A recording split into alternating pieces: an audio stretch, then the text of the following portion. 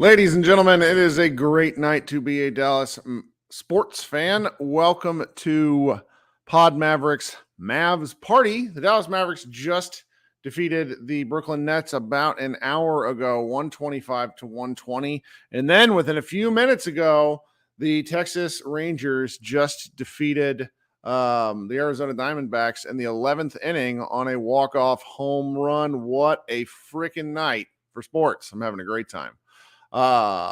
This is the second one of these shows of the regular season. And if you're new here, there is a pinned link. And if you don't see it, please tell me in the comments. I'll just post it again, where you can join our show live, come up here, talk a little basketball. Let's just have some fun because it's supposed to be fun. And the Mavericks are 2-0, and I'm in a pretty good mood despite being a little bit worried because hey, what are sports if something not to overreact to in a ridiculous manner?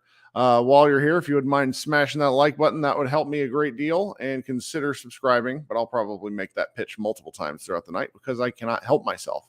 Coming up first, we have a regular and long, often come up guest. It is our guy, Brian, who has a professional looking background here. So we know he's for real. Brian, welcome to the show tonight. Hit that unmute button and tell me what's going on.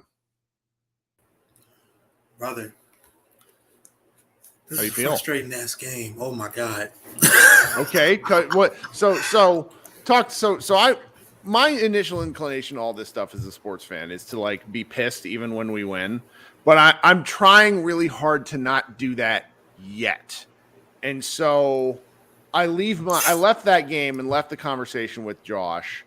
Like, I feel a little better, but I'm still pretty like, holy cow, why does Luka always have to be amazing for us to win these games? So what are you thinking right now?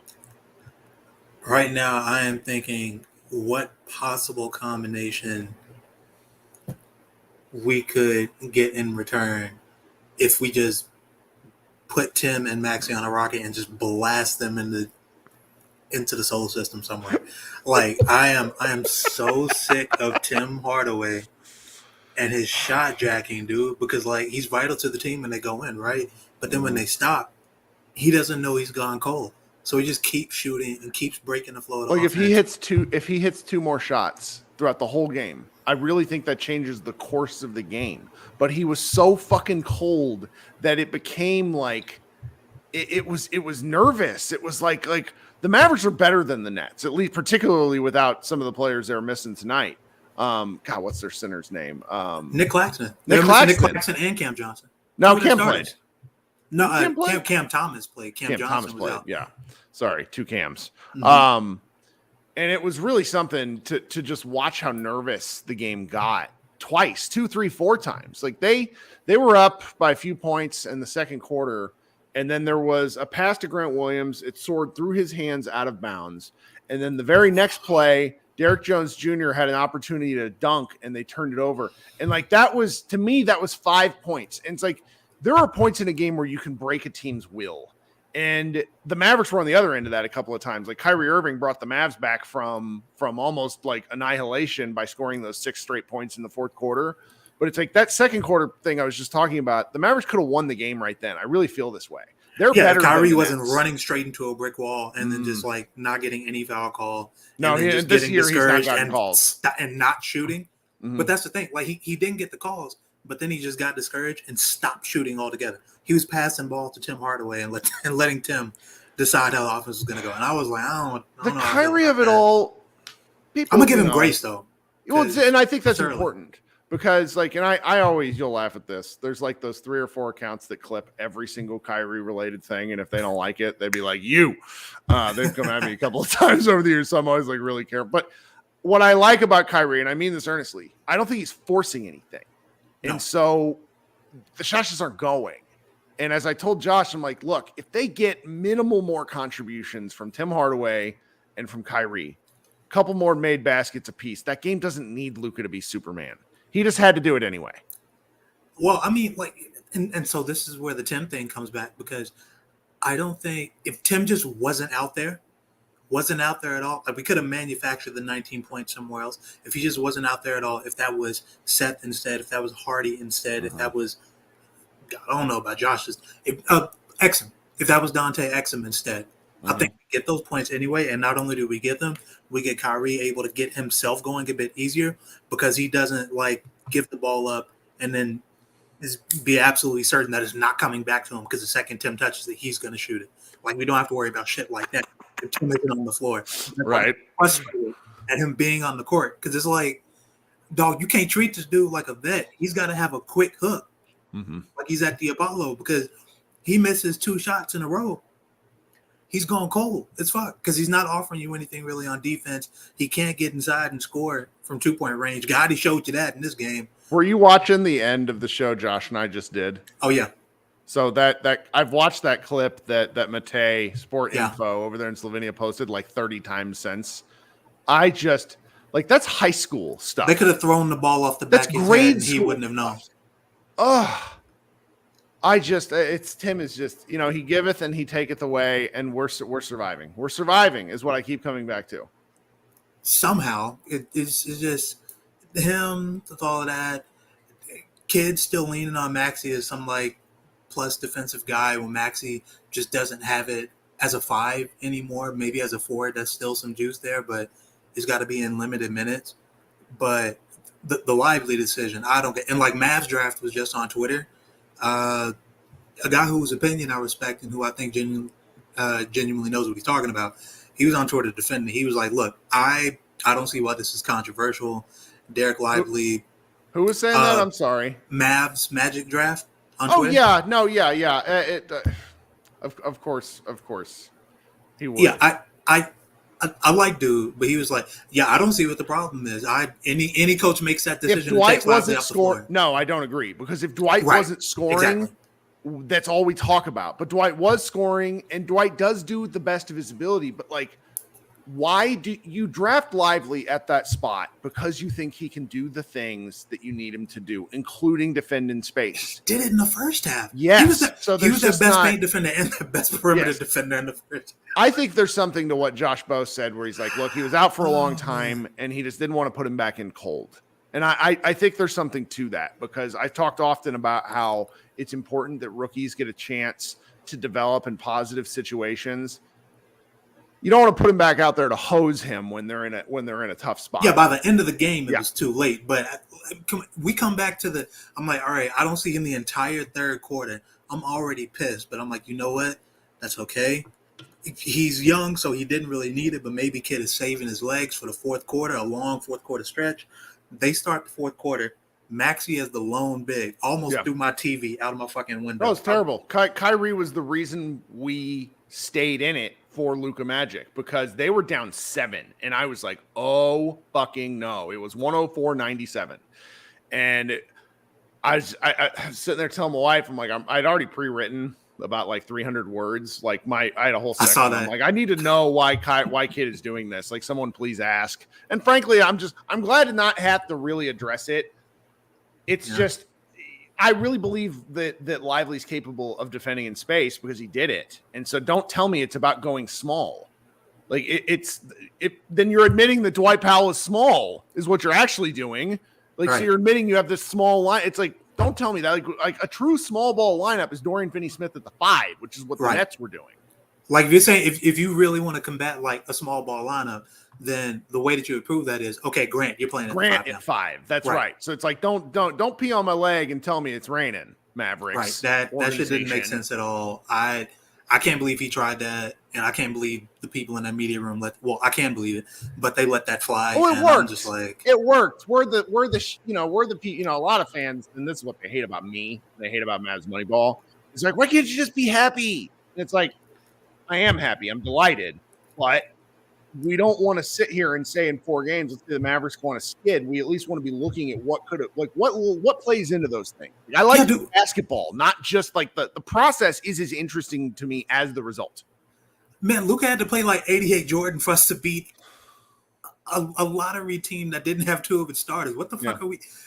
Of course, people can be upset about this. Like, I'm excited for the win. I'm excited I got to watch that game. He played amazing, but my God in heaven, there were some awful decisions made, like with up and down. We're not playing deep enough into the roster. Like I thought, maybe it's because we played two funky groups in a row. The Spurs and the Nets both have kind of weird groups of people. They're not like, neither one is what you would consider a traditional basketball team. But the fact that we've not gone deeper into the bench, we only saw Curry for 9 minutes and he didn't look great. We only saw Exum for 4 minutes and he had a breakaway dunk. There's no Rashawn Holmes, no Prosper, no Hardy.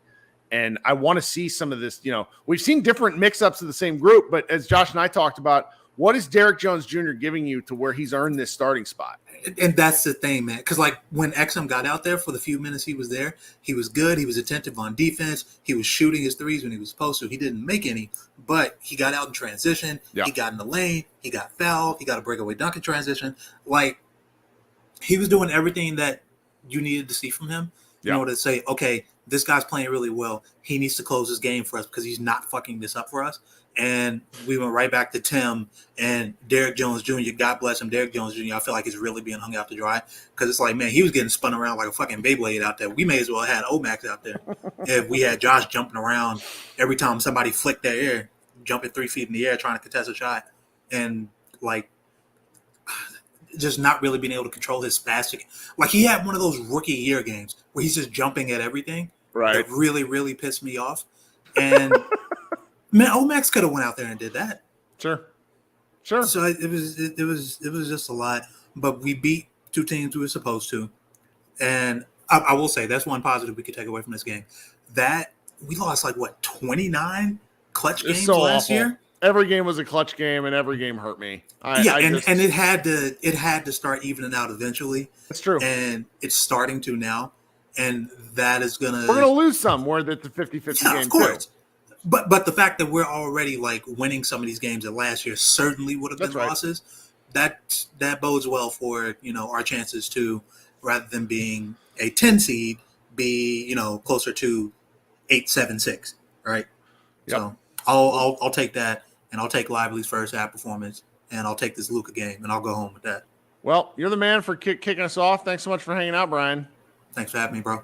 All right. All right. So now we got, we have a full waiting room. This is what happens when I start chatting with my friends here. All sorts of people down there, all sorts of familiar names and some new names. I love this. All right. So let's try to fly through, folks, because I don't want to go for 90 minutes tonight. If you guys don't mind, I want to go to bed. But I do love talking to y'all. So let's have some fun. So Chris Haley, thanks so much for joining once again. How you doing? Good. Just got back from the game, and that was nuts. So for folks who don't know, Chris travels 3 to 4 hours to go to these games live. He's a real diehard, and then he joins this show. He's a true diehard. So what's your observations? What are you thinking? Well, first off, I didn't get my celebratory Waffle House post-game win, but I got some Mickey D's. So I scarfed a double quarter pounder of cheese before I got on here. So I'm feeling You're gonna feel disgusting in the morning. Congrats. That's fantastic. I've been doing pretty good on my diet, but lately. But no, the game was just. Of course, the whole game was frustrating. They kept hitting threes on us. It was the revenge game kind of thing. But, it was crossing my mind. Where's Lively at? Is he just – okay, maybe he's coming in the last 6 minutes of the game. Maybe they just didn't want to get him in foul trouble or his three-point defense. I don't know, but that was confusing. But when Luka went nuclear and had 4 threes in the last few minutes of the game, I mean, it was crazy. I was sitting in 105, row B, and the fans around – everybody was nuts. And, I'm going to try to hear the game tomorrow. I'm going to listen to it back because I was around some fans. We were heckling Ben Simmons. Every time he got the ball, we were wanting him to shoot it. We're like, we dare you, shoot it. We're just trying to get the Nets to make a bad play, But that was a fun game. Hardaway was, I pretty much lost my voice just from yelling at him. I swear, I mean, I love him. He had 19 points tonight, but if he would have made some of those shots, those other ones, he would probably have had 32, But, Luka once again had to bail us out. It is what it is. We are going to lose some games this year because of our defense. I mean, I'm hoping that I know Dexter Dennis is on a 2-way deal, but I would like to see him out there just for defensive purposes. I mean, you think I want to see Omax out there for defensive purposes. I don't know. We do have this bench we could dip on. But I'm just thinking, man, we're doing this old stuff with Dwight. I mean, Dwight Powell made a 3 tonight. I haven't seen him make a 3 since Rick Carlisle was the coach. I mean, it might be the case. He didn't make one at all last year. Yeah, it has to be at least 2 or 3 seasons. But we still have Tim Hardaway. I mean, Tim Hardaway Jr., how long did he play in that second half? It was like the entire fourth quarter, it seemed, didn't it? Felt like, yeah, he had 30 minutes of run. He played a lot. I just don't get why can't we have the luxury to Kyrie can be on the floor or Luka can be on the floor. They can both be on the floor. Just try out these other guys. I mean, because on defense, we still gave up. I don't really know what the score is. I mean, I left the game. What was it, like 132 or something? Then so 125, 120. Okay, but so we still gave up 120 points. Yes. I mean, it was that 3-point defense, but yeah, I don't really know what to say. It was just a good win. It feels good. Rangers win tonight. Yeah. We got the Grizzlies. We actually have a pretty decent schedule. Grizzlies aren't that great right now with John Moran. It's going to be a knife fight. They are 0-2. They lost to the Nuggets. That game's going to be rough and tumble. I really just feeling that the way the season was last year and how we're starting out now, we are healthy. Luka's healthy, thank God. That we're going to start the season out pretty damn good. I feel good so far. I'm nervous about it, but I would rather be nervous and winning than nervous and losing.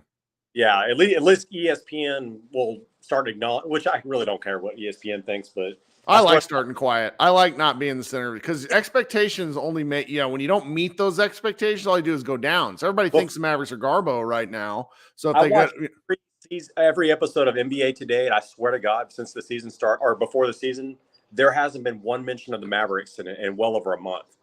That's okay. They're not mentioning Luka or Kyrie at all. I'm like, okay, I guess we'll be under the radar. Let's rack up some wins early instead of the last previous seasons where we're putting ourselves in a hole where we're like 10-12, start the season. So, but let some other guys come up. I'm just glad we got this win, and hopefully let's keep this rolling. All right, man. Talk soon. Drive safe tomorrow. All right, thanks, Kirk. All right. Okay, coming up next. Let's see here. We got all sorts of folks. We're gonna go, and if you run up against a notification when you try to join the waiting room that it's filled, just try again in a little bit. So I'm gonna go to my guy Jared next. Jared, I think it has been quite a long time since you joined the show. How's it going? Not bad. Yourself? I am delighted. Thank you for joining us tonight. There's a couple of things that I wanted to point out. Like in tonight's game, Curry was 2 of 7 from layups, like 29%. And 4 of 10 in the paint. You're not going to get too many nights like that with Kai. Yeah. The non-Luka Mavs was 6 of 22 from 3, so 27%. And teams that have shot over 48% with at least 23s were 52-3 last season. So to give you guys a little bit more math there, you heard this. So Jared just pointed out that non-Luka Mavs shot 22%. From 3. No, 6 of 22, 27%. 6 of 22. Sorry, 27%. So Luka's makes alone made the Mavericks percentage point from 3 go from 27% to 42%. And yeah, the Nets shot 48% and hit 21 threes, and teams that shot over 48% with at least 23s last season were 52-3. Wow. So to get a win against somebody shooting that well is rare, and everybody else seemed to play horrible. So they really did. I didn't record, and I'm writing about the game, right? And I have all these notes. I have about 800 words a copy. And then Josh Bowe and I started podcasting. I'm like, well, we need to lead with Luka, and then we'll lead with other good stuff. And then I got past Luka, and I'm like, there's nothing else good. This was it was bleak. Yeah, that defensive possession you watched at the end of the last show, like Tim Hardaway Jr. doesn't know what he's doing in defense. He's like people pointing at him where to go. He's facing the wrong direction. He's got no idea. That was so funny. Yeah. So yeah, the positive is that is about as bad as you could imagine most of the Mavericks playing, and to come out with a win against a team who was hot from 3, even though you should beat that team with no Nick Claxton and no Cam Johnson. Mm-hmm. Still, you've got to look at the positive in that, like last year we lose that game pretty much every time. Yeah. This year to come out with a win, even with what it took from Luka, like at least they held it together at the end. That's right. Jared, thank you so much. You got anything else? No, that's about it. All right, you're the man. Talk soon. Cheers. Okay, coming up next, I'm gonna bring my guy Brandon up. Brandon is a oft recurring guest from last year. He and I sometimes do have some internet slowness between the two of them. So between the two of us. So I'm probably gonna not talk so much and let Brandon cook. My friend, how are you tonight? Can you hear me? Yes, I can. Kirk, can you hear me now? Mm-hmm. I got a new computer, so hopefully that speeds my voice up. We had my guy Austin on the other night, and it was like his computer was from 1992. So these things happen. I don't know what it is. It's software. So one thing I will tell people is that if you ever have a hard time joining, it works just as well through the phone. So, all right, talk to me. What are you thinking? Kirk, man, that was me that mentioned up the defense earlier on your earlier show. And while watching the game, I was like, man, they're just getting cooked on the inside and the outside. They were getting hit by threes, and then they were, getting cooked in the paint too. So I kind of wonder, kind of like I said, I kind of wonder how much that goes back to coaching them, because when they were getting slashed on, it was like 3 defenders in the paint.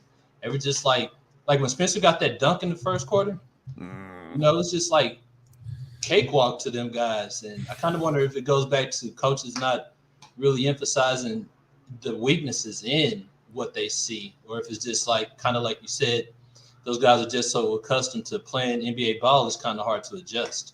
I think they need more time together. I think they need film study, because a lot of these things, when guys are out of place, sometimes it's because they make wildly bad decisions. Other times it's like what Josh and I talked about Josh Green maybe being a step or two off where he's supposed to be. And that causes like a cascade failure. So I think that if they get more time and they get more communication between them, and that's the thing you can always see is like they're chattering more, which is good, because you want to know, all right, I made the mistake, my bad, I'll do this. They know what their assignments are. They have to execute. And the Nets ran, very much a 5-out scheme, and they 5-out and they just drove all over the place. And it was good to see some people really step up and try, like Luka, which is quite fascinating. And then other guys just get burnt, like they're burnt toast. So it's a little column A, a little column B. The coaching emphasis, it's like how much you probably don't want, like, as much as it frustrates us to see kid not coach in game, there's certain things you can't take care of during the game. It's like we have to get together, look at this as a team on tape and say, all right, I made the mistake. This is what I need to do. And that's the sort of stuff I think they figure out over time. Yeah. And another thing, man, I hate being a Debbie Downer, but another thing is I noticed once again, Dallas, they kind of got out rebounded. That's been kind of the common theme, if you think about it, for a while. Dallas getting out rebounded, not getting a lot of offensive rebounds. And once again, Luka's primarily getting the rebounds and another person, think about last year, it was Luka and another person that always got most of the rebounds. And same thing tonight. They only have 40 rebounds, whereas, the Nets had, maybe like 44, but that's still more. And, with them being, being a younger team, I'm hoping that Lively and some more guys can kind of, take that next step to fill that gap and, get more offensive rebounds too. Well, I mean, Lively's a big part in that. Offensive rebounds are also something that I think teams undervalue. I hope the Mavericks continue to push it, but when Lively's only going to play far fewer minutes than he did the other night, they're going to get fewer offensive boards. I mean, they grabbed 8 tonight. It was the Nets grabbed 10 themselves. I mean, it's. I think we need a few more games, but we'll figure it out. Yeah, and just one more thing, man. That the West is so young. It's like when the talent in San Antonio and Houston start gelling, I'm hoping that Dallas does as well, because those guys are young and raw. And once that talent starts gelling, they could be like, kind of like maybe Sacramento, or, a lot of people are predicting Orlando to take that next step. Maybe. Because they're so young. So I'm hoping that Rockets have looked bad. Like, they've looked unbelievably dark. But the Spurs, man, the Spurs look feisty. They are. I'm just hoping that Dallas can take that next step. And, Kidd being an offensive, guru, I'm hoping that he could really teach those guys how to play. See, this is tough, because I think Kidd is an offensive savant. I don't necessarily know if he can teach them offense, because to him, offense just happened. He was a one-man fast break. Like, how do you explain something? Like, how do you explain something that comes so natural to a guy like him, That's a good point, but I think about it like this: he wasn't a terrible 3-point shooter, but he wasn't the best either. You know what I mean? He got better. He used to. I mean, like they used to call him Asen Kid because he didn't have a J. He didn't have a J up in him, and kind of. I don't know. I think stuff like that, like talent, you can't teach. Like those passes, this highlight reels, you can't teach that. But I don't know.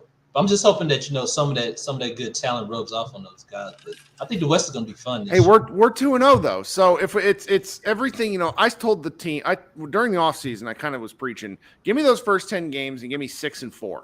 You give me 6-4, that's a 60% win percentage over the course of the year. That's like 50. What is 60% of 82? I should know this math. Probably about 60. It's 50 games. It's 50 games. If they win 50 games, no, that can't be right. Whatever. Who cares? 49 games. I don't care. You win 49 games, I'm going to be freaking ecstatic because these are the games they didn't win last year, particularly after January 1st. And so if, some of the things we were wondering, like, can Lively play at all? Yes. Can how do Kyrie and Luka work together? So far, hard to say, but they've won 2 games, and I think they actually work great. Like, some of the questions that we had are not as pressing as before. And so if you're winning games while answering those questions, that makes suffering some of the losses later on a little more palatable. Because, like, do you remember when we lost the opening game last year because Kidd played JaVale? And it's just like there were at least 15 games where I'm like, why did Jason Kidd do that thing? And so it's like you win 3 or 4 of those at the end of the year, it matters. So, and just one last thing, and think about this. I'm like, I wonder if he primarily put Tim out there to load this box score to give them a lead, that first game. And if he's kind of like, Tim, you're going to be the guy to give us so many points, to give us, a boost in the first quarter, second quarter. You're going to fall off that second half, but we need some type of scoring. I wonder if that's his job. Kind of like West, they expect him to hit so many threes, and that's it. If Tim is kind of that guy where he's just going to be the person to get the engine started. I also think Tim's out there. It's like trade bait where it's like, hey, look at this Tim Hardaway. He looks fantastic. And the problem is he's shooting 35% from the floor. So, all right, my friend. Thanks so much for joining. You got anything else? That's it. Thank you, Kirk. All right, we'll talk soon. All right. Let's go next to Simon. Simon, how's it going? Hey, can you hear me, Kirk? I can. You sound great. What's going on? Yeah. Well, I don't have my camera on because that's okay. What time is it here on the East Coast? Almost 1 a.m. Sure. I waited this long, but I'm glad to be in. I'll try to prioritize my East Coast guests. Don't worry. That. Hey, it's all good, man. It's all good. So I'm just trying to, I'm a little tired, so I'm trying to collect my thoughts. A couple of things. Did you have fun? Oh, it was a hell of a game. Yeah. Very, very, very entertaining game. Very fun game to watch. Except for, is it just me or does Jason Kidd just seem intent on playing lineups that he knows are going to infuriate Mavericks fans? It's tough because you want him to experiment and find stuff, but then there's. And that worked, and that worked 2 years ago because eventually toward the end of that year they did find the right combinations. But last year, they lost so many games early in the season when they just didn't have that margin for error. And right, and the West is going to be just as tight this year, where you start Derek Jones Jr. in back-to-back games for what? What are you going to see from Derek Jones in a game that you're not seeing in training camp, that you're not seeing in practice, that you're not seeing in the preseason, that you're going to put him out there in the starting lineup and he's going to show you something that you didn't know, you thought he didn't have? I mean, I don't understand. And then in the fourth quarter, oh my God, they had Maxey and Dwight out there in the same lineup. And then I think it was, you probably can remember, I think they had Kyrie, Dwight, Maxey, Josh, and Tim. What kind of freaking lineup is that? That he's what is that? Can you explain? I don't have a good answer for you because Derek Jones was the last dude we signed, and for him to be a starter makes me feel like I'm taking crazy pills. He's a minimum player. Yeah. I mean, I think he has a role. I didn't think it would be this role.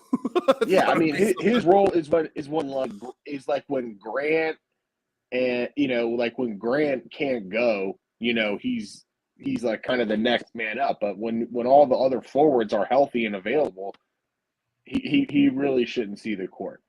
Now I got to get this off my chest. Let's hear it. Tim Hardaway Jr. All right. And I know I'm not the first guy to come on tonight to vent about Hardaway, but I just really have a particular distaste for the way that guy plays basketball. Now, I'm sure like most people listening have played basketball at some level or played pickup, and like that guy, that one guy who, like as soon as it touches his hands, like, that's going up. There are times when like Tim Hardaway gets the ball, like when he crosses half court, you just know it's going up. You don't even have to all right. You ever see that gif of that fat dude shooting 3-pointers and all he's doing is hitting like the top of the glass and it looks like that's what his shots look like when he's off. It's like honestly kills me. Thing is, but the ironic thing is like even when he's making shots, I like him even less because then that gives him the gumption to then go and shoot more because he's hit a couple, and it's just like that's right. Like it's almost like I'm rooting for him to miss so that Jason Kidd can mercifully yank him out of the game so I don't have to sit through this. Like just from my personal experience, like I played junior college basketball, right, where you have a bunch of guys who all they're trying to do is get their stats and get noticed so that they can get to the next level. And I had 5 Tim Hardaways on the court at all times. So it brings back bad memories and it oh my God. I got the gift of the fat guy shooting. Just so everybody can know what we're talking about. I pulled it up on the screen. I think one of the earlier guys brought up that one sequence where he missed that floater in transition and then Josh saved it. And like he's like he's got his back to the basket. It just turns there's no rebounders there. Brooklyn's got 3 guys under the basket. It's like, what the hell? That was a bad YMCA move. I hated it. I gotta ask you this too, though, like because I was looking at the stats and Brooklyn's 3-point shooting. They shoot 21 of 43. Now, I'm kind of debating myself about this. Is that it did seem like they got really hot from 3, and I don't know if that was just the Mavericks, playing bad defense or they're built to play like that. They're built to play like that. I mean, like Spencer shooting that was the pain point.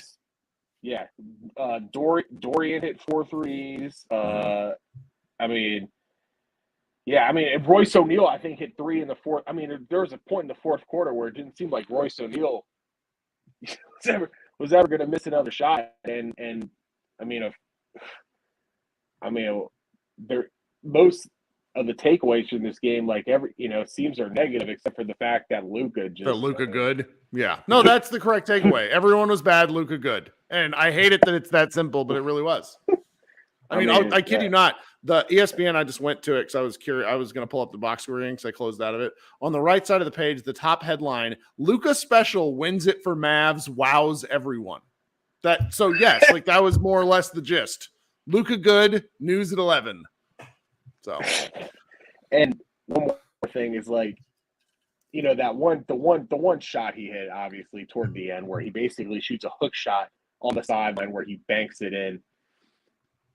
One of the things I get frustrated with Luka is whenever I see like the videos, and I think Grant Afseth, he does a pretty good job on his YouTube channel of like, he posts like the pregame workouts for Kyrie and Luka, and like he really does shoot stuff like that. He really does. He screws around. He does, but it frustrates you because even when he goes through his normal routine, he doesn't look like he's shooting every like regular shot that you would take in a game like with purpose, as opposed to a guy like Kyrie when like Kyrie goes through his routine or whatever.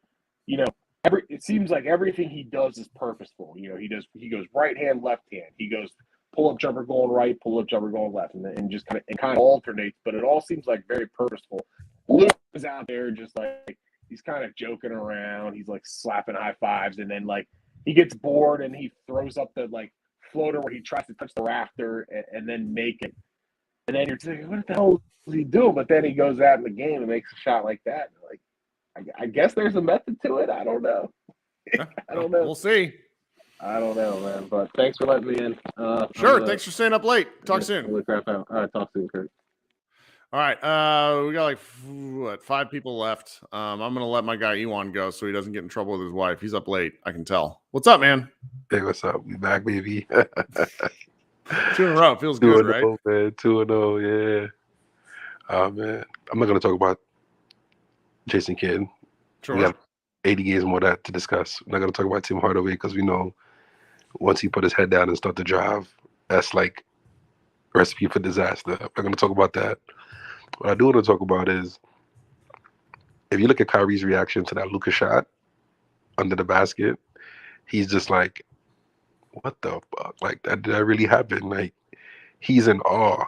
And, you know, Kyrie played with LeBron. He had to deal with that aura and the awness of LeBron. And now he's playing with someone else, and he's like really seeing it. Like, you know, all the media people that would say, you know, Kyrie's maybe the best player, Luka's not the best player on the team.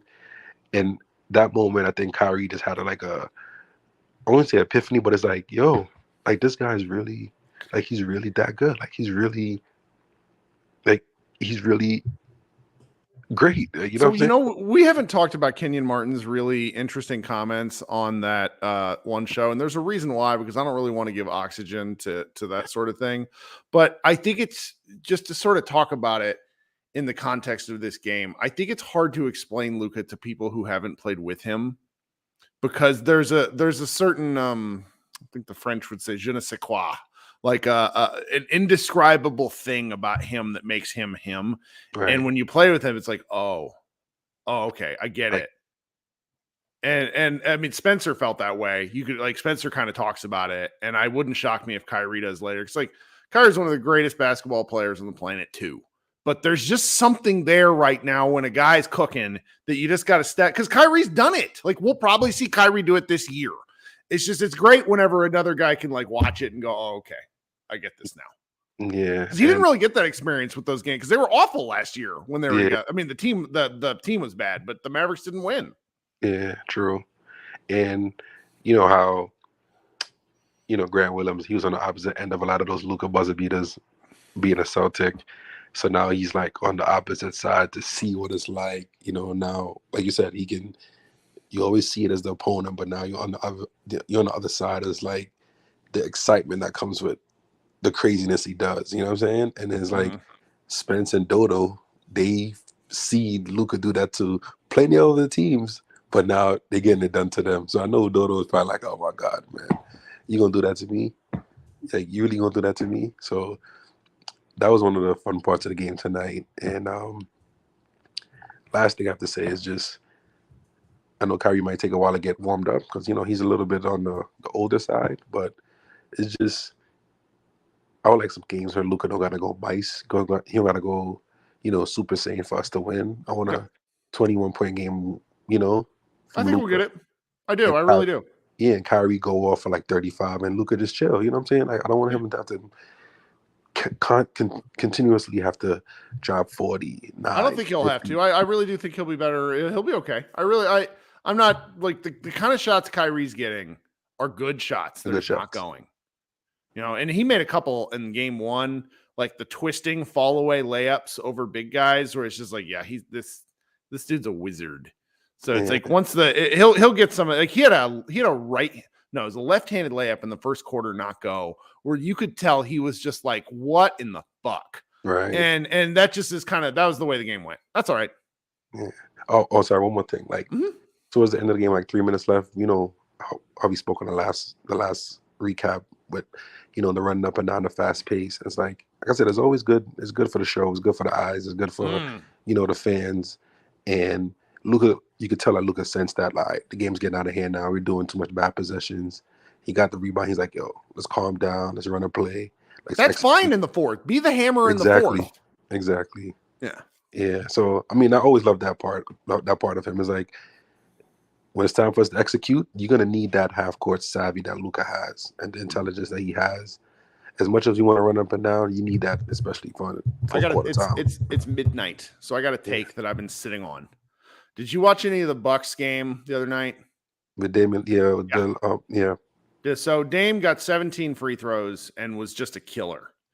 And they did something for Dame that I want to see the Mavericks do for Kyrie, which was set a screen to half court, super high screen, and let Kyrie go downhill.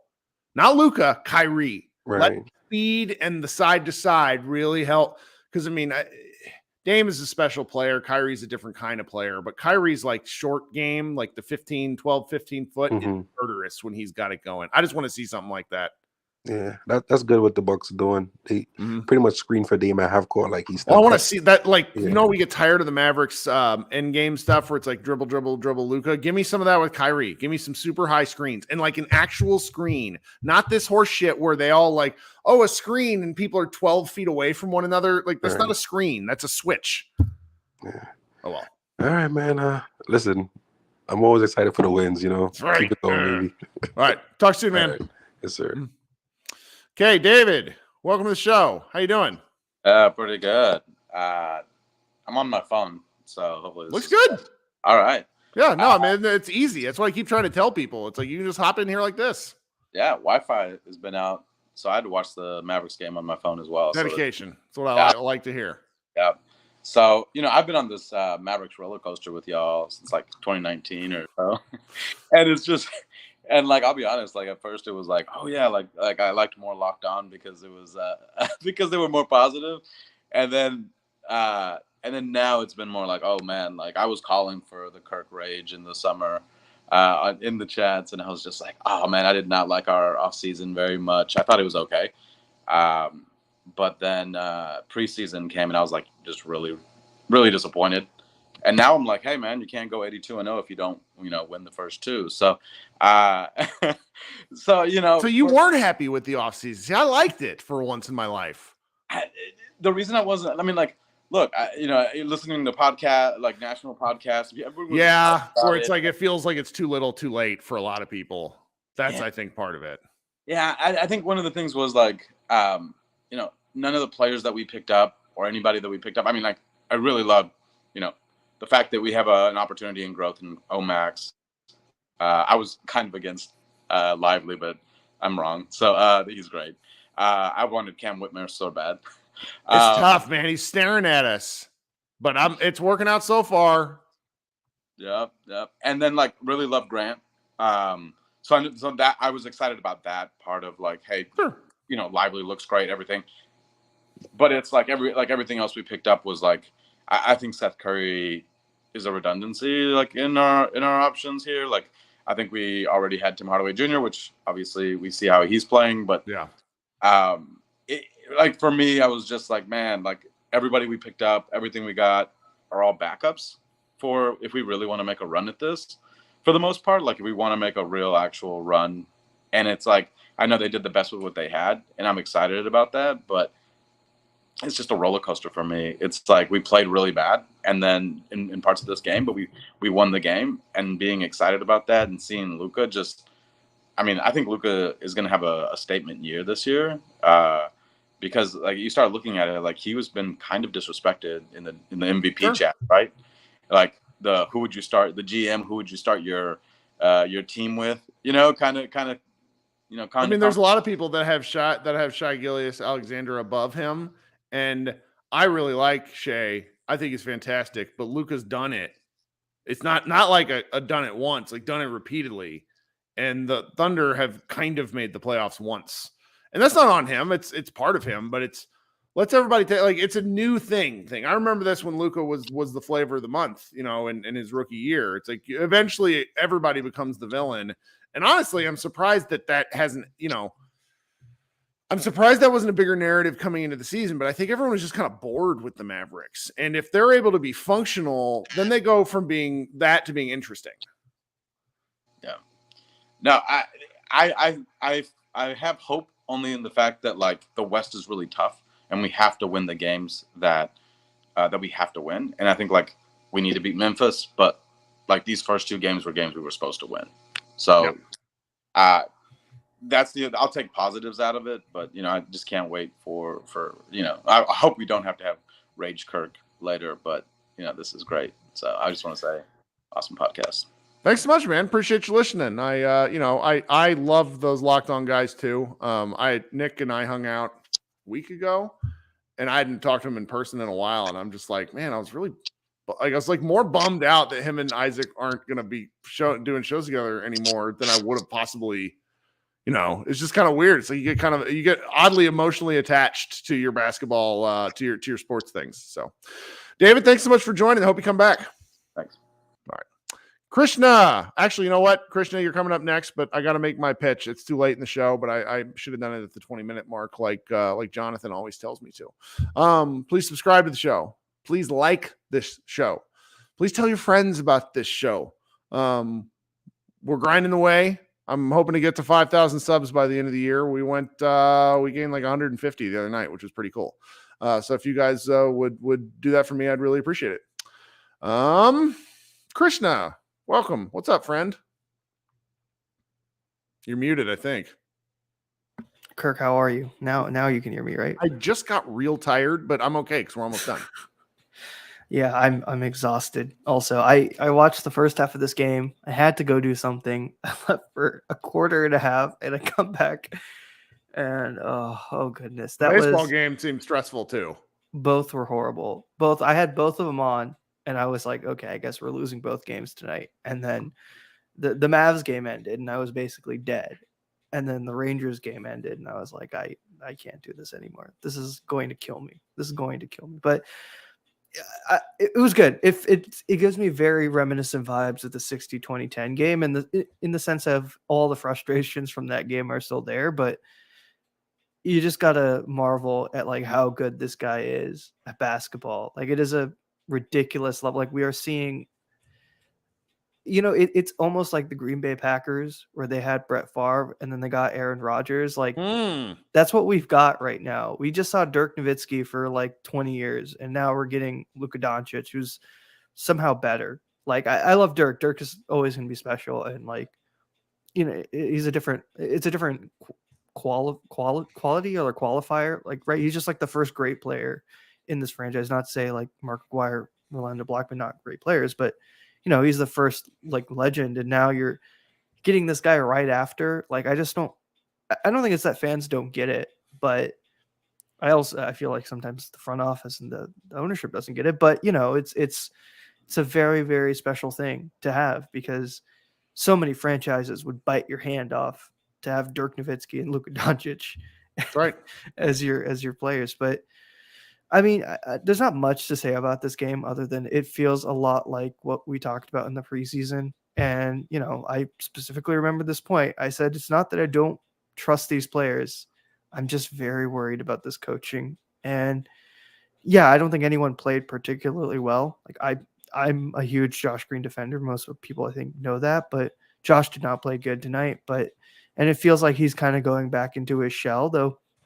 He's taking shots, which I don't mind, and he's still giving you energy, but he needs to be more productive. I think he would say that also, but I don't know what it is. Like, just, I feel like you start him. Like, I don't understand the lineup calls and the rotation calls. They feel very, it feels like you're trying to play chess and you're playing checkers, like that's what it feels like with Jason Kidd. Is he's trying to, castle, and you're playing checkers, Jason. This is not chess. That's right. And he's making things too complicated. And, it feels almost the opposite of what, Jason would have complained about when Rick was his coach, where he would have said, oh, everything is too complicated. I don't need all this stuff. Where Jason is now doing the opposite, where he's making things too complicated when it needs to be simple. And it's a very funny, ironic thing in a way, but like, I'm not going to complain. You need these wins. These were the games that just didn't go for you at all last season. Like, we were horrible in clutch time all season. So it's very good that you can just rely on a guy to hit 4 threes in a row. That's right. And get you a win. But it'll be interesting. The Mavs have always, for some reason, played the Grizzlies well. And I think part of it is the Grizzlies they've just never had a great half-court offense. And it's rough right now. The only thing that's rougher is what's going on in Toronto, which is basketball war crimes. If you've not checked out what they've had, they scored, I think, I'm going to go just pull this up. 103, I think. They scored 103. The Raptors did? I think so. They won, but they lost by like a point. There was something going on in the first half because I have to check. Yeah, the Toronto scored 35 points in the first half. And then the game went to overtime, and it was 103-104. That's they had 58 minutes of basketball. They scored 103 points. That is like 3 yards in a cloud of dust basketball. The worst part about that is I'm pretty sure they have like 5 guys on expiring contracts. But I would take like half their players. Oh, yes, you're right. Like Pascal, OG. I don't know. I think Gary Trent is on. Like they have like so many guys on it. Masai Ujiri is. I don't know what is going on there, but that's its own problems. And I think it's interesting. I think this defense definitely needs improvement. We saw this even in that 2020. I'm not super worried about it because I think a lot of that switching and like the communicative stuff, I think it comes with time. I think so. And too. I think what was more concerning last year was it felt like we just don't have any personnel for it or effort, right? It just felt like no one was putting in effort on the defensive end, where I feel like guys are doing that now. Really the only other concerning thing was I would have said Lively was playing well up to when he was playing. I think he was playing well. It feels like a cheap excuse to say, oh, they're going small ball and he wasn't playing well, because I remember vividly this drive. I think it was either Cam Thomas or no, it was Lonnie Walker. I get Cam Thomas and Cam Johnson confused, which is why I've avoided saying it for almost 2 hours now. No. I was thinking Lonnie. I was thinking who was the small point guard that drove. It was Lonnie Walker. He just drove, and it looked like he beat his man. Right. I think I don't know who his man was, and Lively is just there and just goes vertical, and he does a great job just stopping Walker. And it's like, yeah, I get they're playing small, but they're going to drive on you. Like you don't have the perimeter defenders of a Toronto who are long and lanky, but not like big. Yeah. It just felt like a overthinking situation, which. Unfortunately, I think we're going to think about it all week. And it's a very funny contrast, not to get too much into baseball. Bruce Bochy is like the exact opposite. The guy like doesn't overthink anything. So it's a lot of vibes from the other coach. Yeah. He's been in this position. Like he's won 3 World Series. And I think it's like his 3rd team to take to the World Series, which I think is a record. Also, like he's 6-0 in Game 7s, which is like, that is an insane stat, but he's very much like a opposite. He's kind of like I don't know, like the NBA. He's kind of like Donnie Nelson in some ways, where it just feels like Donnie knew what to do in in the moment. Like he just figured it out. Like, it's why like he got so many weird teams to perform for no reason. Yeah. But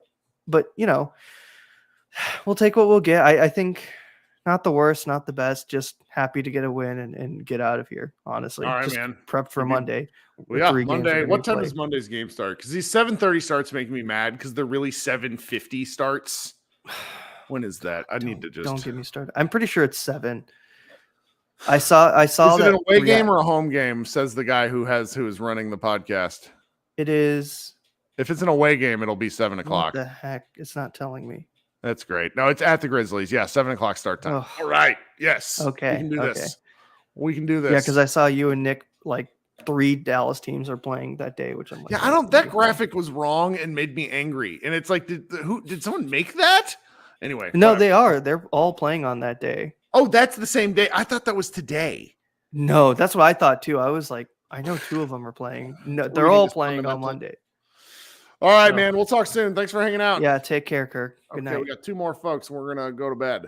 Partha, sorry to make you wait so long. Thanks for joining the show. Hey, can you hear me? I can. Welcome. Thank you. Geez, I was thinking about what I was trying to figure out what to say the whole time here, and now I have nothing. That's okay. What did you like? Tell me, what was your favorite play of the game? I'll interview you. I mean, I just want to start with like Luka is absolutely in like MVP best player in the world form. Like, I think you could see it in the second half when like things started to like feel like it was slipping away a little bit, and like you could see him like getting angry a little bit, like talking to the refs, like flopping around a little bit.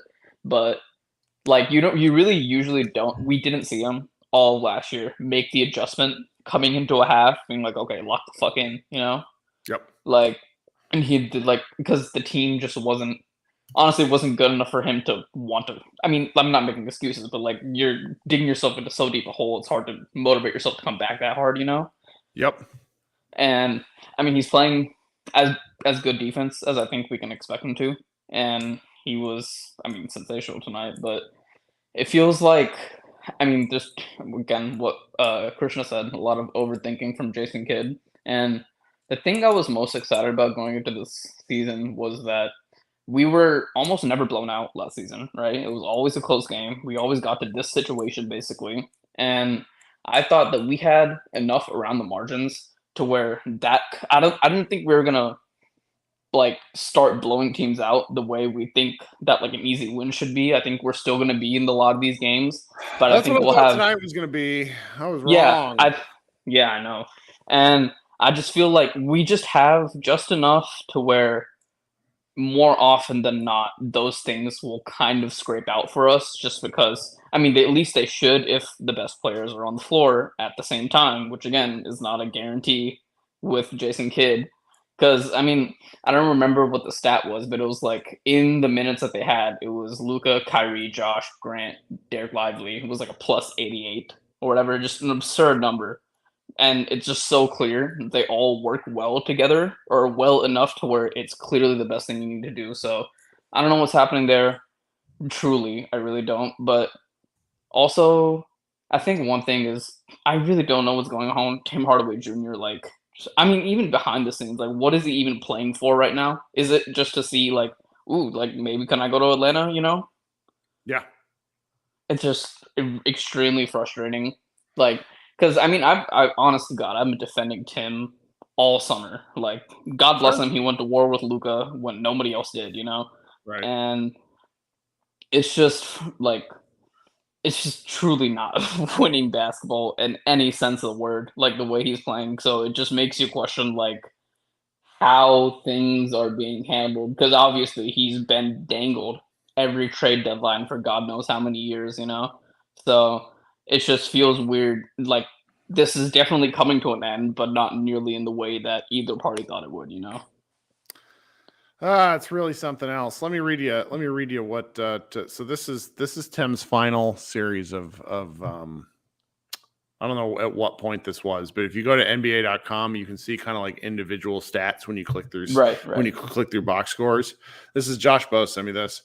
Jump shot, missed shot. Driving float, jump shot, missed shot. Running jump shot, missed shot. Jump shot, missed shot. Jump shot, Brutal. missed shot. Driving layup shot, missed shot. Pull up jump shot, missed shot. Jump shot, made shot. Driving Incredible. floating shot, missed shot. Driving floating jump shot, missed shot. So for those of you who are at home, 1, 2, 3, 4, 5, 6, 7. He was one of his last 10. That's remarkable. Congratulations, Tim. Honestly impressive. Yep. That he found a way to keep getting the ball. Mm-hmm. Well, they just kept like because the willingness to shoot is extremely important. Like when Yeah, Josh definitely. Green does his like insta pass bullshit, it's really painful. And at least Tim will put up the shot, but my God. Oh well. Well, thanks so much for joining. You got anything else? Yeah. I just think that I just hope to see the best players on the floor at the same time. That's all it is. Well, man, we'll talk soon, okay?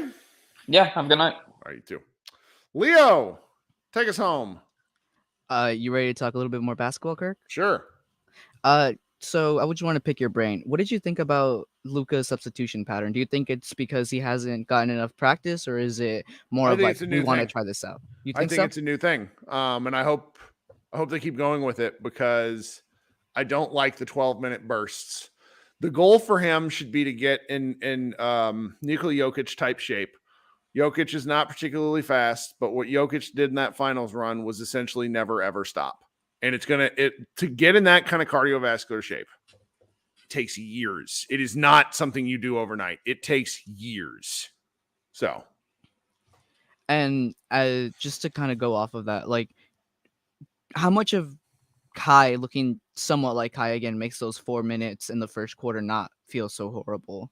Oh, it's a completely different ballgame. Like if he's able to look like a reasonable, like he doesn't have to be a superstar, But tonight, like these have been two of the rougher Kyrie performances. He's played great in specific segments, which allowed them to win. But the overall performance, I think everyone would say, was kind of.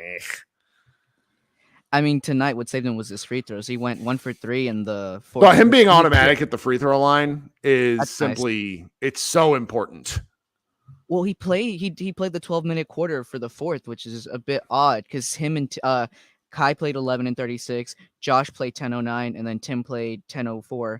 And then if you want to know the box score for what 10 shots came from, it was 1 for 6 in the fourth. He hit a 3. But I mean, Luka was positive from the free throw line, 8 of 10. Is this an outlier, or maybe free throws are good again? I need something, man. Well, like what did he shoot tonight from the line? He was 8 of 10, 80%. Luka was?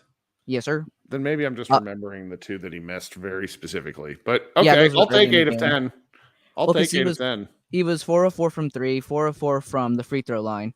And then everyone else was Kyrie was 4 of 4 from the free throw line in the fourth. Josh was 3 of 4 from the free throw line, and DP was 2 of 2, scoring 11 points in the fourth quarter. Pretty amazing. I mean, just to end this and looking forward, if we beat the Grizzlies on Monday, we have two in conference, or is it division, or is it, what do we call it? You call it It's division, and division wins are important. The Matt Morris talked about this. It's pretty indicative of how you end up finishing. So getting a lead in the conference would be huge, or a division would be huge. All right. Again, that's the end. I mean, can you imagine going 4-0 facing the Nuggets trying to fight for the first seed? I prefer this over what we did last year. Absolutely. All right, man. Thanks for taking us out of here. You too. Sure. All right, we've closed out over an hour. Thanks so much for hanging out.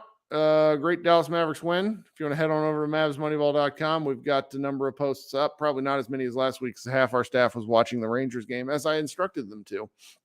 I am unfortunately married to a Cardinals fan, and I'm not really a baseball guy, so I couldn't fake and act like I watch baseball. But I'm happy for my Rangers fans friends.